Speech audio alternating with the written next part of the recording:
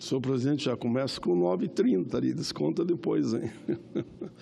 Senador João Alberto Souza, a greve dos caminhoneiros continua e se ampliando para outros setores e, claro, que isso preocupa a todos nós. Eu sempre tive uma relação direta com os caminhoneiros, tanto que apresentei o Estatuto dos Motoristas aqui no Congresso. Pois bem, essa casa tem que se debruçar sobre as medidas provisórias, que suspendam todos os prazos e vamos trabalhar em cima das medidas provisórias na linha de conseguir o entendimento. Eu acho que todos os homens e mulheres de bem desse país estão preocupados e querem o entendimento. O caminhoneiro não pode continuar como estava antes, trabalhando de graça. Vamos aqui apenas levantar a ementa das medidas provisórias, que nem a base do governo tem falado, então vou falar eu. Autoria do Poder Executivo prevê que em todo o território nacional os veículos de transporte e cargas que circulam vazios nas vias terrestres federais, estaduais, distritais e municipais ficarão isentos de cobrança de pedágio sobre os eixos que mantiverem suspensos. Vamos nos debruçar sobre as MP e vamos fazer as mudanças necessárias àqueles que discordam. Outra medida provisória, medida provisória 832, institui a política de preço mínimo do transporte rodoviário de carga. A política de preços mínimos do transporte rodoviário de carga tem a finalidade de promover condições razoáveis à realização de frete no território nacional, de forma a proporcionar adequação, retribuição ao serviço prestado. Pois bem, se aqui não está como nós gostaríamos, vamos trabalhar para ajustar, mas temos que nos movimentar. Essa casa tem que assumir a sua responsabilidade. Nós sempre cobramos do Judiciário, num momento de crise como esse. Do Executivo, o Legislativo vai ter que se aprofundar.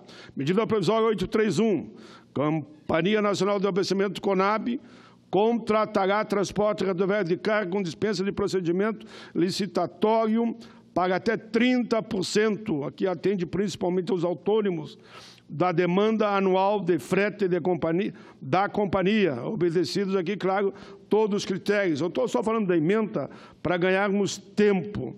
Ainda, senhor presidente, falei há minutos atrás com os líderes lá do meu Rio Grande. Tem barreiras em todo o Estado, mas eu falei com o pessoal, que é uma das barreiras mais fortes, os líderes de Três Cachoeiras, ali pertinho de Torres, entra pela freeway e vai embora, né? E eles me disseram o seguinte, eu vou dizer o que eles me disseram. Eles estão muito preocupados, eles acham que as MP poderão ser aperfeiçoadas pelo Senado, mas eu vou falar o que veio de lá para cá. Digo que eu dissesse aqui, eu disse que eu diria.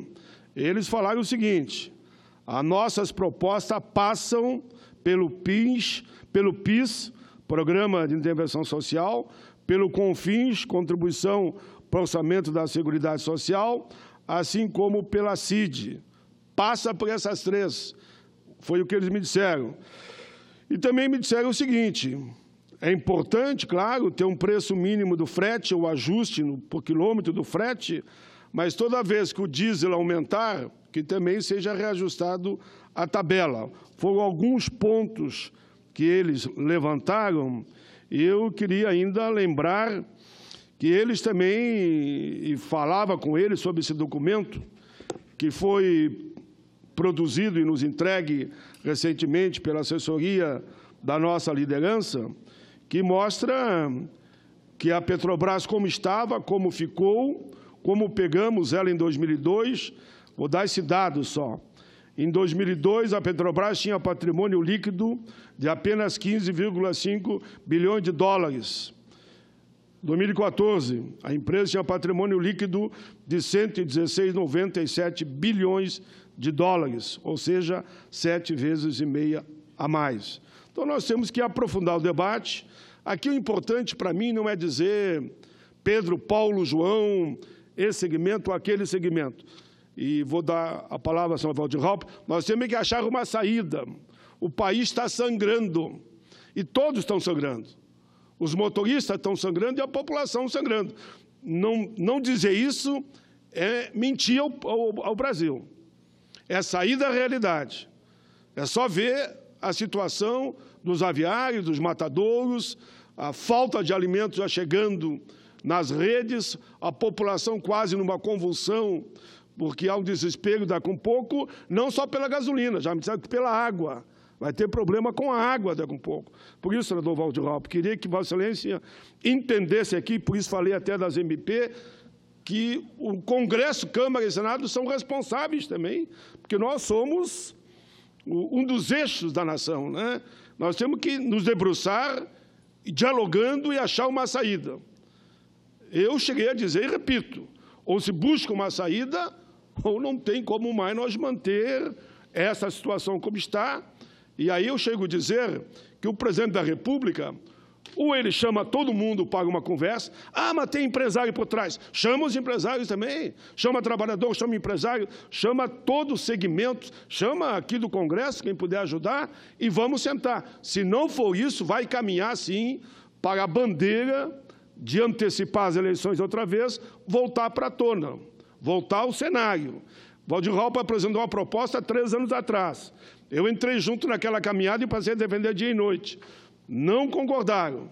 Acharam que não era o momento de irmos para as eleições. Pois bem, no momento temos que achar uma saída. Por isso estamos aqui. Senador. Serei breve, senador Paim, porque eu sei que o presidente é implacável com o tempo, mas como eu pedi essa parte, o tema é de altíssima relevância, pediria que descontasse até do pronunciamento de Vossa Excelência. Mas eu falei que ontem, sim, falei sobre as 3 medidas provisórias, aqui na tribuna do Senado. Importante lembrar. Falei sobre os 46 centavos que o governo está, né, a garantir de redução no óleo diesel. E que seja lá na bomba, né? Que seja lá na bomba.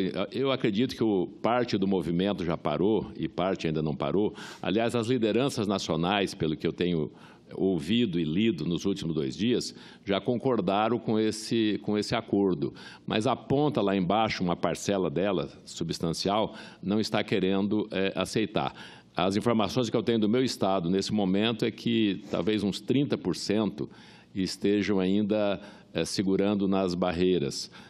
Uns 70% já querem voltar a trabalhar. Os caminhões tanques de combustível, que estão, parte deles já chegaram no destino, nos postos de gasolina, mas ainda não é suficiente para reabastecer, e outros estão nas bases de petróleo carregados e não saem porque estão sendo ameaçados de ser apedrejados. E ontem parece que alguns deles foram apedrejados em algumas barreiras. Então, o movimento tomou eu sempre tenho defendido os caminhoneiros e continuo defendendo os caminhoneiros, mas, além dos caminhoneiros, tem outros movimentos infiltrados no meio, nas barreiras e nos movimentos, que está começando a ficar um pouco perigoso.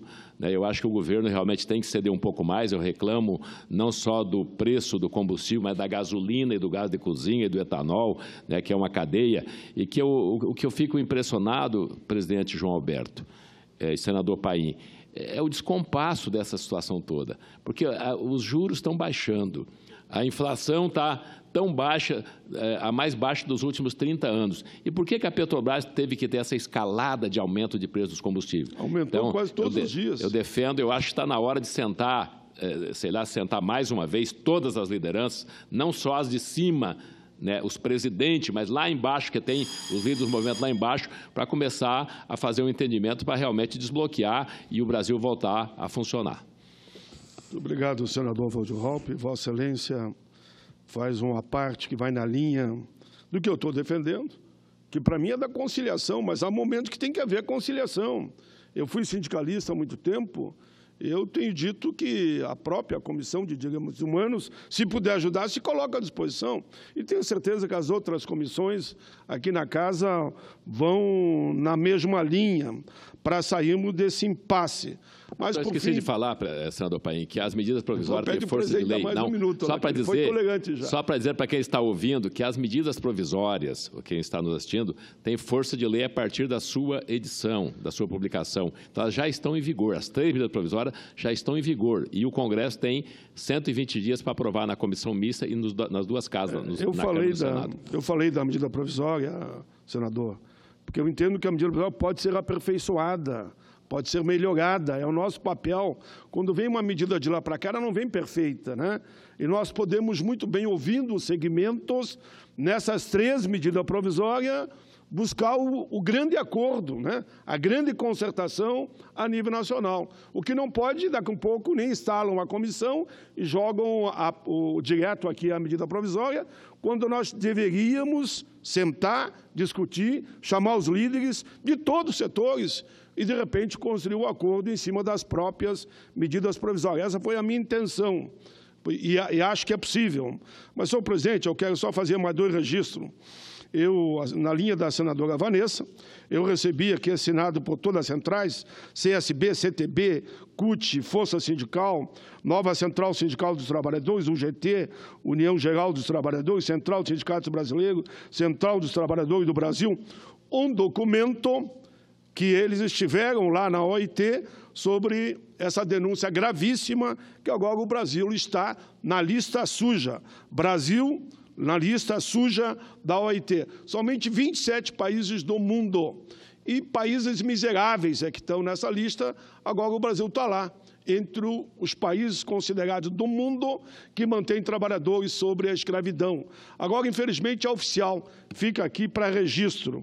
E também, senhor presidente, nesses últimos 2 minutos, e digo que no dia de ontem foi entregue o que a gente chama a SUG número 13, que é uma sugestão legislativa encaminhada pela nova Central Sindical e assinado também pela Contrato na Comissão de Direitos Humanos, onde eles pedem a revogação dessa proposta que virou lei, né, que é a reforma trabalhista, e também daquela que foi aprovada também pelo Congresso, contra, claro, o nosso voto, que é a terceirização, inclusive, na atividade fim. Eles pedem que haja a rejeição, a revogação da Lei 13.467 de 2017 e da 13.429. Como eu estou trabalhando no Estatuto do Trabalho como relator, essa SUG também foi encaminhada para mim, que trata do mesmo tema. E já adianto a todos que o meu parecer será pela revogação da reforma trabalhista e também da terceirização. Aqui a senadora Regina Souza presente, agradeço muito ela, que tem me ajudado muito, tanto na discussão do Estatuto, como na SUG 12, como a SUG 13, que foi a pensada, que trata do mesmo tema.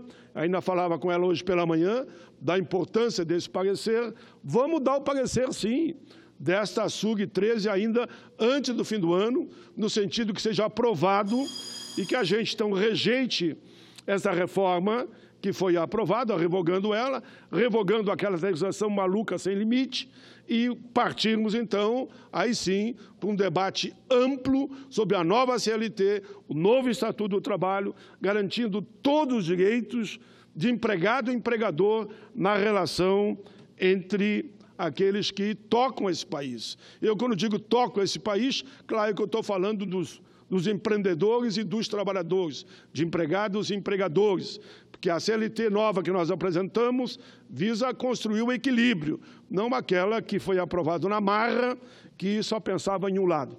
Obrigado pelo tempo, presidente. Considere por lido, por favor, os meus pronunciamentos, inclusive esse subsídio, para mostrar que a Petrobras é viável e dá para fazer um entendimento, sim, tanto o gás de cozinha, como na gasolina, como no óleo diesel. Obrigado, presidente.